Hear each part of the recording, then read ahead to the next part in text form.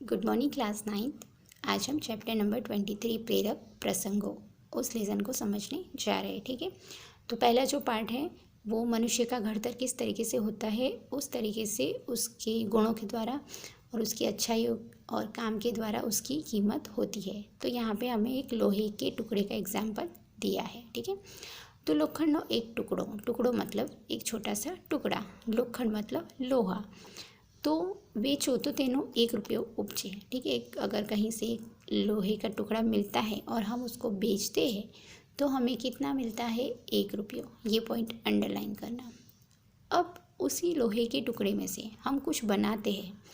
तेमाथी घोड़ानी नाड़ बनावीने बेचो तो 2.5 रुपया उपजे। ठीक है, अगर वो लोहे का टुकड़ा सिर्फ हम वैसे ही सिंपल बेचते तो हमें 1 रुपया मिलता, पर उसी लोहे के टुकड़े में से हम अगर घोड़े के पैरों के नीचे जो नाल लगाई जाती है वो बनाते हैं और उसको बेचते हैं तो हमें कितना रुपया मिलता है, 2.5 रुपया। 2.5 मतलब 2.5 रुपया। ठीक है, तो उसकी कीमत बढ़ गई क्योंकि उसमें से कुछ चीज़ बन गई है। अब तीसरा, उसमें तेमाथी बधी सोय बनावी नाखो तो 600 रुपया उपजे। ठीक है, लोहे का टुकड़ा तो वही है, पर अगर घोड़े की नाल बनाओगे तो हमें 2.5 रुपया मिलेगा। पर उसी लोहे के टुकड़े में से हम बहुत सारी सुई बनाएंगे। सोई मतलब सुई, जो हम सिलते हैं ना कपड़े, वो सोई बनावी नाखिए तो 600 रुपया उपजे। तो हमें उसी लोहे के टुकड़े में से बनाई हुई सुई बेचेंगे तो हमें 600 रुपये मिलेंगे।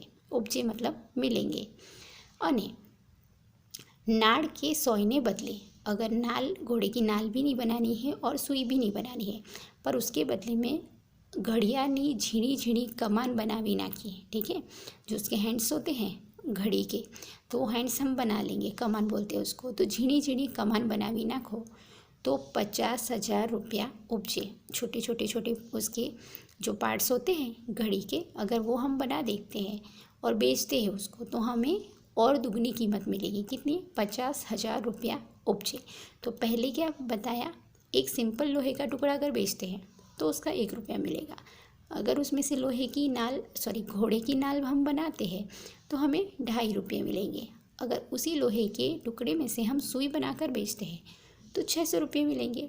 पर हम अगर नाल भी नहीं बनाते हैं, सुई भी नहीं बनाते हैं और घड़ी के छोटे छोटे पार्ट्स हम बनाकर बेचते हैं तो उसमें से हमें 50,000 रुपया मिलते हैं। ठीक है, तो चीज़ तो वही है, पर उसकी घड़तर मतलब उसका बनाने का हमने अलग अलग आइडिया आजमाया।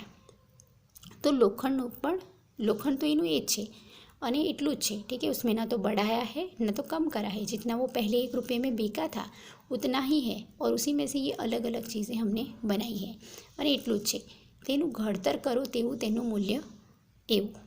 ओके, तो जिस तरीके से उसको घड़ा, जिस तरीके से उसको शेप दिया, जिस तरीके से उसको बनाया, तो उस तरीके से उसकी कीमत बढ़ गई। मानस विषय पण एवं है। तो इंसानों के लिए भी ऐसा है कि जो इंसान अगर अच्छा है, उसके गुण अच्छे हैं, उसके काम अच्छे हैं, ठीक है, उसमें बुराइयाँ नहीं है, तो उस तरीके से उसकी कीमत होती है। अगर अमीर घराने के बच्चा है और वो उसके गुण अच्छे नहीं है, उसके काम अच्छे नहीं है, तो भले ही वो कितना भी अमीर हो मगर उसके वो अमीरपन की, पैसों की कोई कीमत नहीं होती है। पर अगर एक गरीब इंसान है पर उसके गुण अच्छे हैं, उनके काम अच्छे हैं, वो जो खुद गरीब होने के बाद भी वो दूसरों की मदद करता है, तो उसका जो काम है उस काम से उसकी भी कीमत बढ़ जाती है। तो यहाँ पे भी इंसानों में भी वही है, इंसान तो वही है, पर जैसे जैसे वो काम करेंगे, अच्छे करेंगे थोड़े, तो उस हिसाब से उसकी कीमत होगी। उससे ज़्यादा और अच्छे करेंगे तो उसकी कीमत और बढ़ जाएगी। और वो अपने लिए नहीं मगर दूसरों के लिए ज़िंदगी जीता है तो उसकी कीमत दुनिया में सबसे ज़्यादा बढ़ जाएगी। तो इस तरीके से लोहे के टुकड़े के द्वारा हमें मनुष्य की कीमत बताई है। तो मनुष्य के काम कैसे है उस हिसाब से उसके कीमत होती है। तो ये जो हमें उदाहरण दिया है, एक प्रसंग दिया है, उसके लेखक है नवल भाई शाह। ओके, अभी दूसरा जो पार्ट है वो है एक लड़की का, भाईचारे की भावना का। ठीक है, तो डूंगरનું चढ़ाण आकरू હતું। आकरू मतलब कठिन था। ठीक है, डूंगर मतलब पहाड़ की जो चढ़ाई थी वो बहुत ही कठिन थी, बहुत ही हार्ड थी, उसमें चढ़ना बहुत मुश्किल था।